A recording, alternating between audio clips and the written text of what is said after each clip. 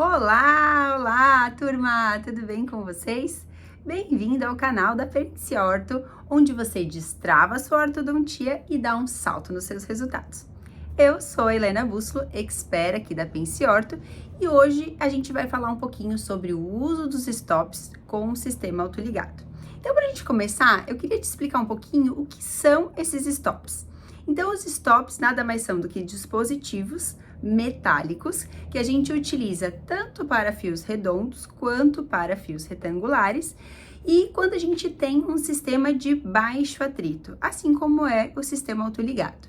Nesse sistema, o fio fica muito solto dentro do slot e isso faz com que ele tenha um deslize muito alto e ele consiga se locomover dentro desses slots. Consequência disso é que sobra fio muito na parte posterior, acaba machucando o paciente lá na distal do tubo do segundo molar. Então, para que evite esses contratempos, né, que o paciente já não venha reclamando que está com dor, que o fio está machucando, e isso acontece muito rápido, porque ele é um sistema extremamente dinâmico, né? Então, que a gente evite esses contratempos de reclamação dos pacientes, e porque realmente dói, a gente utiliza os stops, que são esses dispositivos que travam o arco.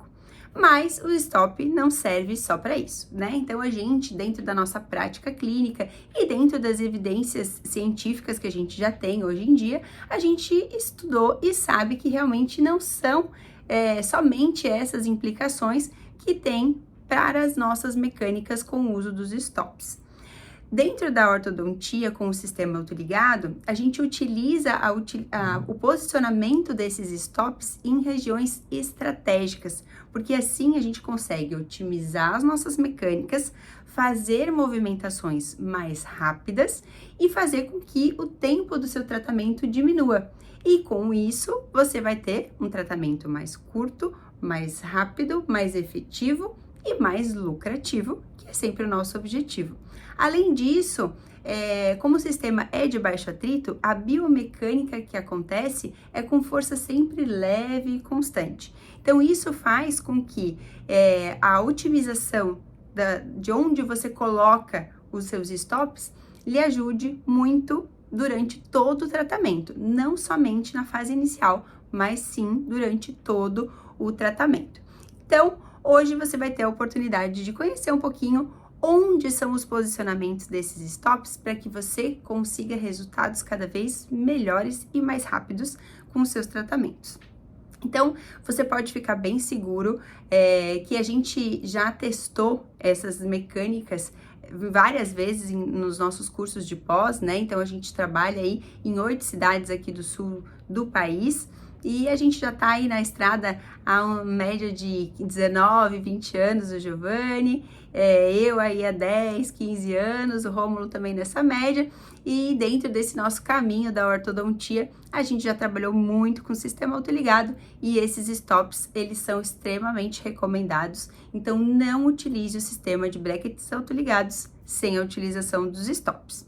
Na parte mercadológica, você vai encontrar os stops para fios redondos, que podem ser fechados ou abertos, na grande maioria eles são fechados, e os abertos para os retangulares. Mas existem algumas marcas que também vendem fechados para os retangulares. Na grande maioria das vezes, os fechados são para fios redondos e os abertos são para fios retangulares. Dentro disso, muitos alunos acabam perguntando: prof, posso fazer com resina? Gasta muito stop, eu tenho que ficar colocando em todos os arcos. Sim, você precisa colocar em todos os arcos, independente do material, independente do calibre, durante toda a mecânica com autoligado, você deve fazer a instalação dos stops. Seja fio redondo, seja fio retangular, de copper níquel ou de aço, você sim deve colocar os stops. Poxa, mas eu preciso ficar colocando mais de um? Eu vou lhe mostrar dentro dessa aula o quanto é importante você entender a biomecânica e principalmente não deixar extremas folgas dentro desses espaços entre um bracket e outro, e isso pode prejudicar o seu paciente ele vir reclamando de dor, e dói mesmo, porque vai acabar sobrando fio lá na região posterior. E além disso, stops de resina, que a gente vê muito por aí, gente fazendo stop de resina com flow, resina flow, ou resinas daquelas de comfort, né? Que a gente coloca somente naquelas ganchos ou molas que estão machucando os pacientes. Então, essas resinas, elas são extremamente fluidas, não são recomendadas, porque a resina, ela não tem a aderência suficiente para ficar no fio, então ela pode correr. Então, a utilização de stops de resina não é interessante, não é recomendado dentro do nosso protocolo SAPO. Então, sim, é um investimento que vale a pena, que vai otimizar os seus tratamentos, então coloque stops metálicos em todos os arcos. Outro detalhe, muitos ortodontistas não gostam muito da adaptação dos stops, porque eu clipo o stop principalmente quando são arcos mais calibrosos e ele vive correndo, acaba que corre de um lado para o outro, acaba machucando o paciente mesmo assim, acabou que eu gastei um stop e ele continua correndo. Isso geralmente acontece quando a gente utiliza fios de alto calibre ou quando a gente não faz a instalação adequada. Geralmente, o alicate que a gente utiliza para a instalação dos stops é o próprio Wengart, ou Wengart se preferir, né? Que é aquele alicate que parece um bico de pato e a gente pega direto da caixinha dos stops e leva na boca do paciente. Ou você pode adaptá-los, já se for fechado principalmente, né? Adapta no fio e na hora de inserir o fio, a gente coloca então eles na posição ideal e aí assim clipa dentro da boca.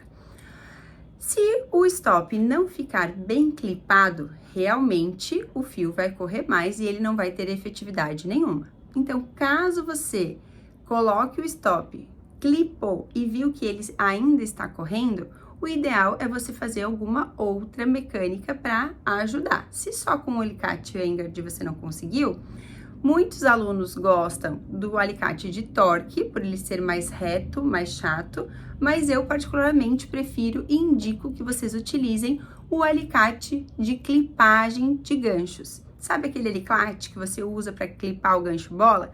O mesmo alicate. Então, alicates de clipagem vão fazer com que você tenha muito mais certeza de que o stop está bem clipado e você não vai ter a intercorrência de perder as suas mecânicas, né? Ou o seu paciente reclamando justamente porque o stop está correndo. Então, utilize esse tipo de alicate para ter certeza. E claro, né? No final da instalação dos stops, sempre teste para ver se realmente esse stop não está correndo.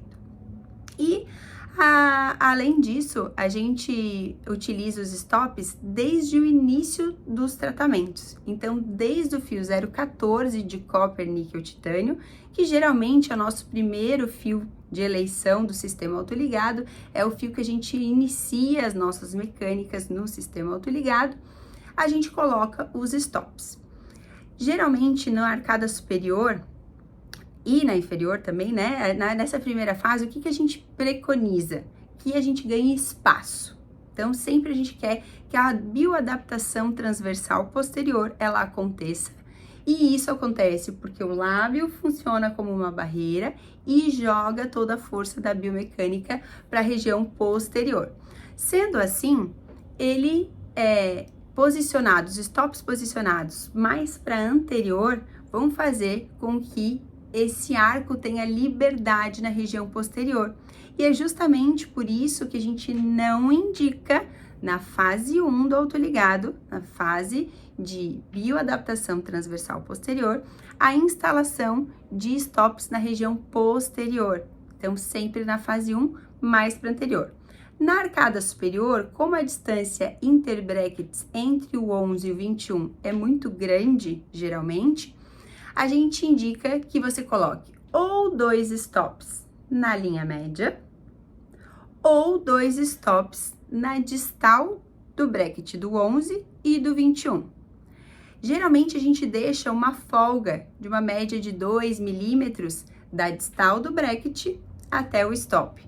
Isso faz com que o arco tenha liberdade para correr e também para fazer a sua fase, né, de expansão durante essa primeira mecânica.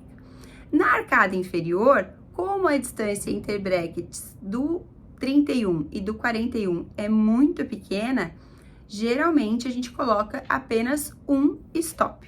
Então, um stop na linha média, ele já é suficiente para você deixar livre todo o resto do arco na porção posterior para que aconteça a bioadaptação transversal posterior.